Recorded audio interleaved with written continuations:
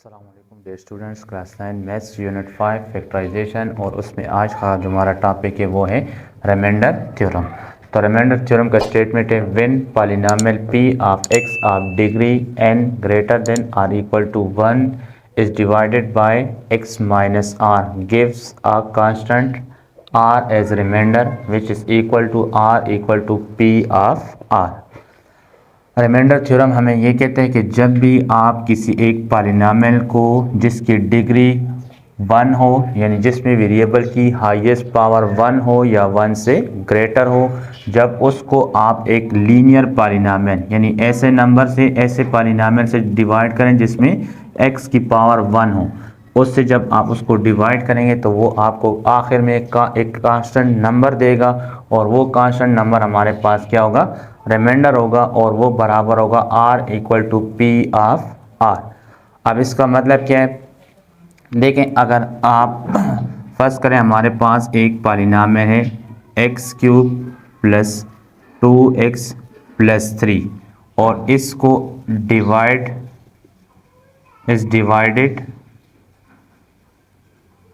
Bye x minus 2। तो देखें हमारे पास अगर ये एक पॉलिनोमियल है p ऑफ x और ये डिवाइड हो रहा है x माइनस 2 से, तो रिमाइंडर थ्योरम हमें क्या कहते हैं कि अगर आप इस p ऑफ x यानी इस x की जगह अगर आप ये r की वैल्यू x माइनस 2 यानी x माइनस r ये r की वैल्यू आप यहाँ पे पुट कर लें, तो यहाँ इस पॉलिनोमियल को सिंप्लीफाई करने के बाद आपको एक नंबर मिलेगा, जो नंबर इसका क्या कहलाएगा, वो नंबर इसका रिमाइंडर कहलाएगा। मतलब देखें एक तो रिमाइंडर तो हम इस पॉलिनोमियल को हम जब आम डिवीजन से यानी इस पॉलिनोमियल को जब हम इससे डिवाइड कर लें तो वहाँ से हमारे पास रिमाइंडर आएगा, आखिर में हमारे पास जो नंबर रह जाएगा जिसमें x ख़त्म हो जाएगा तो वो हमारा रिमाइंडर हो जाएगा। लेकिन एक मेथड है जो हम इस पॉलिनोमियल को बग़ैर इससे डिवाइड किए हम इसका रिमाइंडर निकाल सकते हैं, तो वो तरीका कौन सा है, वो है रिमाइंडर थ्योरम। किस तरह निकालेंगे, देखें आप इस p ऑफ x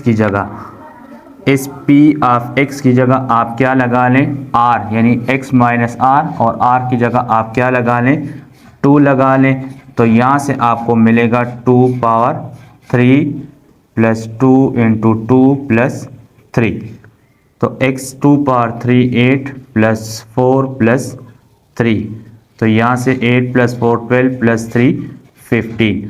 तो यहाँ से आपको जो रिमाइंडर इसका मिलेगा वो मिलेगा 15। यानी इस पॉलिनोमियल को अगर आप डिवाइड कर लें x माइनस 2 से तो आखिर में आपको रिमाइंडर कितना मिलेगा, 15 मिलेगा। और यही हमें क्या बताता है, रिमाइंडर थ्योरम बताता है कि जब भी आप किसी एक पॉलिनोमियल को जिसकी डिग्री ग्रेटर देन या इक्वल टू 1 हो, उसको जब आप एक लीनियर पॉलिनोमियल से डिवाइड करते हैं तो वहाँ से आपको एक कांस्टेंट नंबर मिलेगा और वो कांस्टेंट हमारे पास क्या होगा, उसका रिमाइंडर होगा। और वो किस तरह निकालेंगे कि इस पॉलिनोमियल में जहाँ पे x होगा वहाँ पे हम r की वैल्यू लिखेंगे, ये r यानी x के साथ जो भी नंबर होगा इसको हम वहाँ पे x की जगह पे पुट करेंगे इस नंबर को, तो उसको सिंप्लीफाई करेंगे तो आखिर में हमारे पास जो भी नंबर मिलेगा वो उस पॉलिनोमियल का क्या होगा, रिमाइंडर होगा।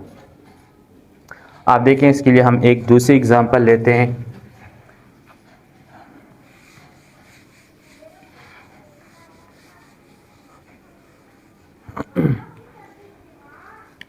यहाँ से हमारे पास r आ रहा है p ऑफ r।